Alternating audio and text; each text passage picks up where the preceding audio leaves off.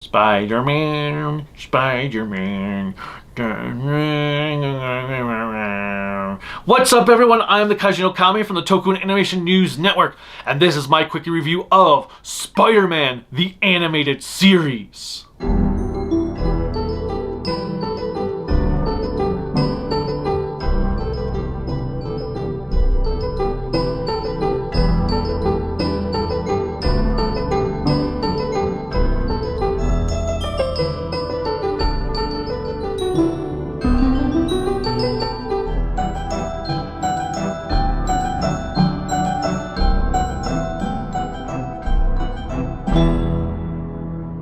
Remember to click like, subscribe, the bell notification, and whatever else YouTube has you clicking on to support us.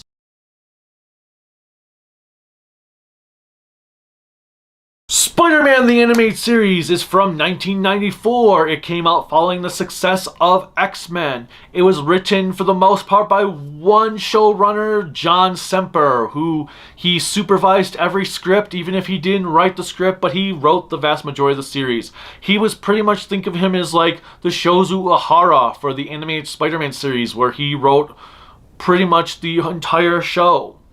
It actually allowed for a lot of great continuity. If you were there in the 90s when this Spider-Man series came out, you were like, oh my god, this is the greatest thing ever. But is it really the greatest thing ever? Well, I just finished rewatching the entire show on Disney Plus. I know I watched it about 10-ish years ago on Hulu, and I had mixed feelings of it. I didn't feel it lived up so well. This time around I watched it, and this is actually, since I had last watched that series, I have read so many of the earlier Spider-Man comics from the, I have read the entire Stan Lee run. I've read, well, basically the first 180 issues of Amazing, and then a bunch of stuff afterwards, like the Hobgoblin arc from Roger Stern, the McFarlane, Larson, leading up to the stuff I have already that I was reading in the 90s as the show was airing with Bagley. So it was interesting to actually experience the show differently now, having read an entire history of Spider-Man, where there were things I was like, oh my god, I never realized that was from the comics before. Or, oh, I did not know that they took that scene out of that issue. Or, wow, that character was only in like one issue. That's pretty cool. So there were some really interesting aspects about this. The first season is a pretty good season to set everything up. Yes, the show does not have the greatest animation. Sometimes they cheap out and reuse the same frames from previous episodes, which does get distracting later on in the series. But this first season did a pretty good job of setting things up. The voice acting is pretty stellar for the most part. A lot of the first season are individual episodes, with two exceptions being the Hobgoblin two-parter, which might be my favorite episodes of the entire series, along with the Symbiote three-parter that is done pretty well. I always felt like the Symbiote could have probably had another episode or two to be developed, but the way the series did it, it worked really well. I liked Dr. Octopus. I found it funny that Dr. Octopus was voiced by the guy who voices Alfred in Batman the Animated Series. I can't think of his name right now. But yeah, I found that pretty interesting. I was like, oh, it's Alfred. Spider-Man, sometimes he can overact, but for the most part, the guy that did him, I can't think, none of these names are coming up in my head right now, but he did a pretty good job. We had an interesting cast of characters. They did Felicia Hardy instead of Gwen Stacy for the rich girl, and then Mary Jane's there, Harry, Flash. And the cool thing about the series is they do Spider-Man, they do Peter when he's in college, so he's already been Spider-Man for a couple years, which is a nice change of pace. It's pretty interesting and sets it apart from every series afterwards that puts him in high school. There are also things in this series that you watch that you're like, oh, that's where the Raimi movies took that from. Oh, that's where that movie took that from. Oh, they did that in another movie. So it's pretty interesting to see how this kind of defined a lot of Spider-Man concepts and ideas, because they didn't have all the comic universe, such as the symbiote suit. because they didn't have secret wars going on at that time to bring in the symbiote suit. They had to do it through this space goo that John Jameson finds, which was a pretty good way to do it. And then they kind of mimicked that for the third movie, where space goo came out from a meteorite in outer space. Space goo. Outer space. Cool. But season 1 was a pretty good startup. It introduced a lot of great characters. We got Dr. Octopus, as I said, Hobgoblin, which was interesting to have Hobgoblin start before Green Goblin. We had Venom, Rhino, Shocker. Kingpin is a credible threat throughout the entire thing. He's actually kind of like the main bad guy across the entire series, which was kind of interesting to have and made a lot of sense. We introduced, Scorpion. His tail was pretty accurate to the comics. Mysterio, I do wish they had had the line work on his suit like he has in the comics, but it makes sense why that would have been difficult to accomplish in animation. They introduced Shield, Nick Fury, and Chameleon in the season finale. They also take off from later parts of the Spider-Man, not just with him being in college, but Glory Grant is Jameson's assistant, his secretary, instead of Betty Brant. It's always weird how they had Betty Brant and then Glory Grant. Such an interesting set of names. For me, the second season is the best season of the entire show. It's when they started introducing season-long story arcs. So this one is called Neogenic Nightmare, because throughout the entire season, his mutation is getting worse. He's starting to grow additional arms. He's turning into a man spider. And so there's this theme of neogenics throughout the entire series. The premiere, which is another top favorite set of episodes for me, introduces the Sinister Six, or as they call them here, Insidious Six, because for some reason they weren't allowed to say the word sinister. And that arc brings in Morbius, which was awesome, because at the time I was loving Morbius comics. So I was like, oh my god, you mean Morbius is going to be in the cartoon? Yes! And I really liked the way they approached Morbius and brought him in, except for the plasma. I need plasma. Because they couldn't actually show a vampire biting people, so they had to put suckers in his hands. And that entire story arc for Neogenic Nightmare, that we brought in Blade. They introduced Vulture in an interesting way to get both the old version and the young version that was currently going on in the comics. Well, actually, was the young version in the comics at that point? Because I know the young version's in the Clone Saga, but I don't know if the young version was actually in the comics at that point. I don't remember him being young then. I still remember him being the older, bald version. Well, either way, we got a season-long story going on of a crime war brewing between Kingpin and Silverman. We get the introductions of Tombstone and Hammerhead. Again, pretty cool stuff. The next season was called Sins of the Fathers, which didn't always make sense. It wasn't as strong as season 2, but it was still pretty good for the most part. But we had episodes that didn't really deal with fathers, so that was kind of awkward. Like the first episode, which brings in Doctor Strange, who I have to say I found this version of Doctor Strange to be beyond boring, which is weird because he had John Vernon voicing him, and John Vernon, usually I love hearing his voice, but I found his Doctor Strange to be just meh. And then we had a good story. We had Harry dealing with, or not Harry, we had Norman becoming Green Goblin finally. We had a two-parter that featured Daredevil that was pretty good. That was really good. I like the way they did Daredevil in this. And then we got the Goblin War between Hobgoblin and Green Goblin, which was so exciting to watch because I was waiting for the entire series to just see the Goblin War. And then we have the finale kind of recreates the death of Gwen Stacy, but with Mary Jane, but does it in a more child-friendly way, because obviously you can't kill off characters. And the way they did Mary Jane, that she disappears instead of dies, was interesting, because of course you can't kill off Mary Jane because she's like the staple of the franchise. You kill off her and then everything is screwed. Although that would be an interesting take on instead of Gwen dying, Mary Jane dies. That would be an interesting take. But anyway, so then the next season was called Partners in Crime, which was weaker than Sins of the Fathers, although I did like Sins of the Fathers more than season 1. And it introduces Black Cat, a bit more espionage, but whereas Sins of the Fathers made sense 2/3 of the time, this one didn't make sense half the time.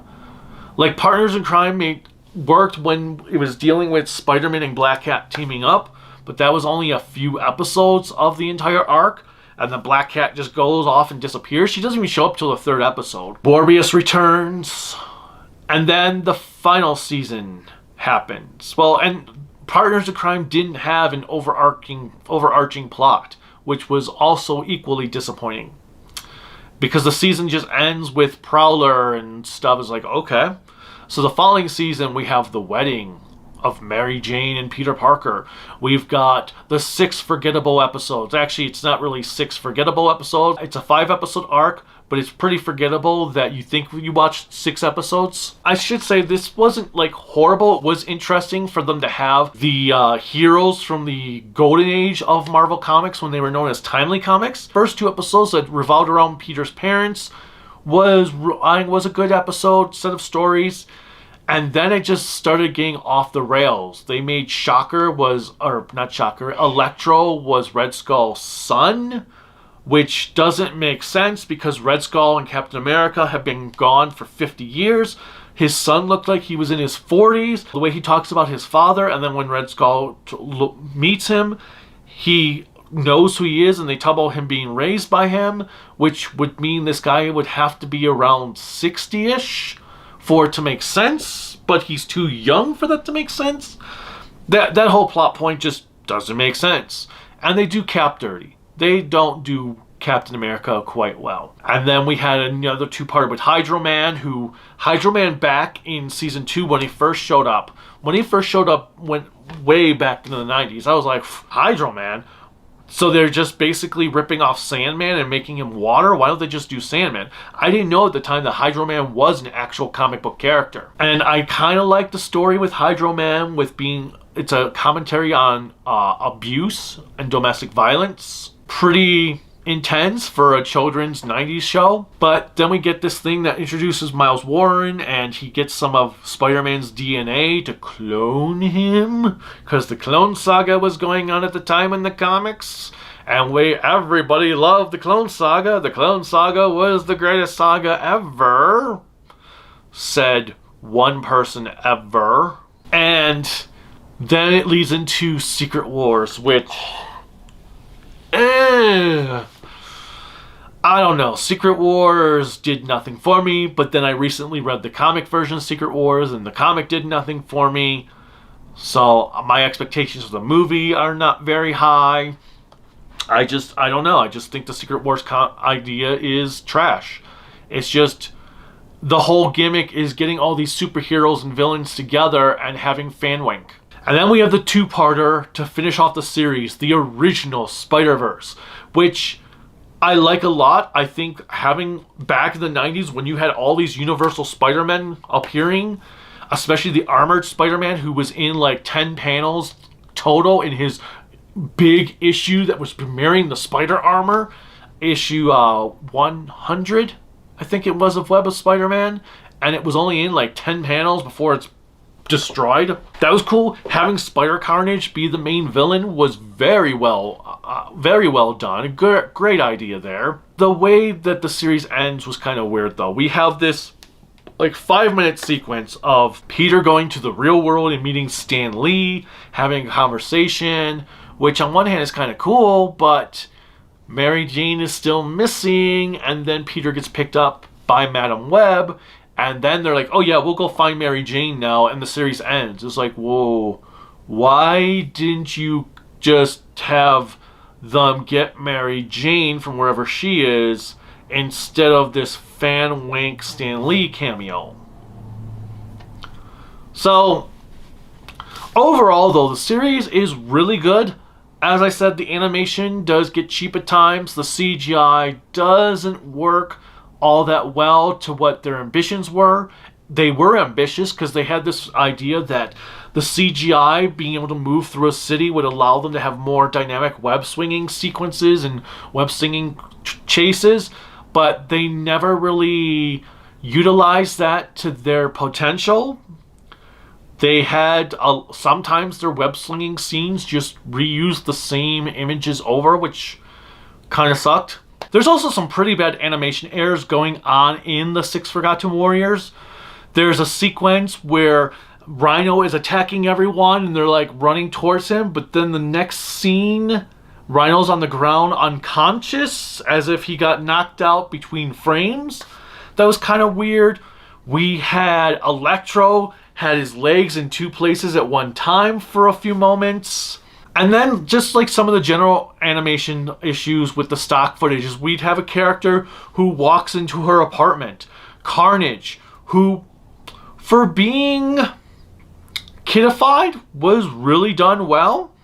But Carnage is sitting in her apartment, but then when it goes back to her face, she's got the warehouse in the background from, I believe it's the Mysterio episode. Then it cuts back to Carnage in her apartment, and she's standing by her apartment wall. But then when it zooms back on her face, it's got the factory background again. So that was kind of weird. Also, voice actors changed throughout the series. Like, Aunt May's voice actress died before season 5 was filmed, so she kind of made sense, sadly. But Whistler for Blade was voiced by Malcolm McDowell in Blade's premiere episodes, and then someone else does him in the episodes Whistler shows up later on. Not a fan of that. I do like the little arc they gave to Alistair Smythe. And the storytelling for the most part was really well done for what they had to could only accomplish as a kids' TV show. They were able to tell well thought out stories. Voice actors were typically fantastic. Now, if I would say there is one thing I absolutely hate in the show, it is the soundtrack. The soundtrack is so repetitious, and I feel like that there are only 5 pieces of music written for the series, and they were always reused over and over and over again, and it never felt like the music ever shut up. I'm trying to think of a scene when there was no music during it, and nothing is coming to mind off the top of my head of when I never heard music in the background of the show. So that would be, for me, the weakest aspect of it. But overall, it was an enjoyable ride. I do wish Disney would bring it out to Blu-ray at some point, even if it's SD Blu-ray, because I would love to buy it. I would love to own this series. They did a lot of great work. I mean, we had Rocket Racer, the big wheel in here. As I said, I didn't even know at the time Hydro Man was an actual villain. I love the Hobgoblin stuff. Mark Hamill, he was a good choice for Hobgoblin, but he felt a little bit too much like they were just doing his Joker as Hobgoblin. That would probably be the only criticism I have of Mark Hamill. Otherwise, I loved him as Hobgoblin. I'm not a big fan of the Green Goblin voice. He doesn't sound demonic enough for me. Maybe it's because I have William Dafoe's voice and Steve Blum's from the Spectacular Spider-Man's voice in my head for Green Goblin, but I'm not a fan of the Green Goblin voice in here. I think he just doesn't sound crazy and demonic enough that he should kind of sound. I mean, it makes sense that why they'd only have the voice actor impersonate, like change his voice to mimic Green Goblin instead of giving someone another voice actor the role, but it's not as effective as I would have liked. Overall, though, this series is really fantastic. It's so nice to actually watch it in order, because if you also watched it back in the 90s on TV, they didn't always play the episodes in order. Neogenic Nightmare, I recall, they skipped the Morbius and Blade two-parter until well after they aired the ending to Neogenic Nightmare, because it went part 8 of Neogenic Nightmare, and then it jumped to the Tablet of Time episodes when they came back from reruns. And even Sins of the Father, they skipped a few episodes, which was frustrating. I never understood why they did that in the 90s, why they just skipped around on some episodes at points. Overall, it is a good show to check out. I definitely recommend it. I would probably give it an 8 out of 10. I really need to rewatch Spectacular Spider-Man now because Spectacular Spider-Man was my ultimate favorite Spider-Man cartoon. And now I'm kind of like, well, maybe I do kind of like this one more because it had Peter in college. There's a lot of comic book lore in here taken directly out of the comics. But Spectacular was really well written. However, this series did get to tell more of a complete story because it didn't get canceled 2 seasons in. So I don't know. What are your thoughts on this Spider-Man series? Have you watched it? If you've never watched it, what's keeping you from watching it? I highly recommend it. Let me know in the comments, not comics. Click like, subscribe, the bell notification, whatever else YouTube has you clicking on to support me. You can support me on Bluesky and Patreon at Toku Network, Facebook, Instagram, Discord at Kaiju no Kami, and my website creativitybydesignllc.com. You can also buy cool Kaiju no Kami merchandise at creativitybydesignllc.com/shop. There's also a link in the description below. And until next time, bye.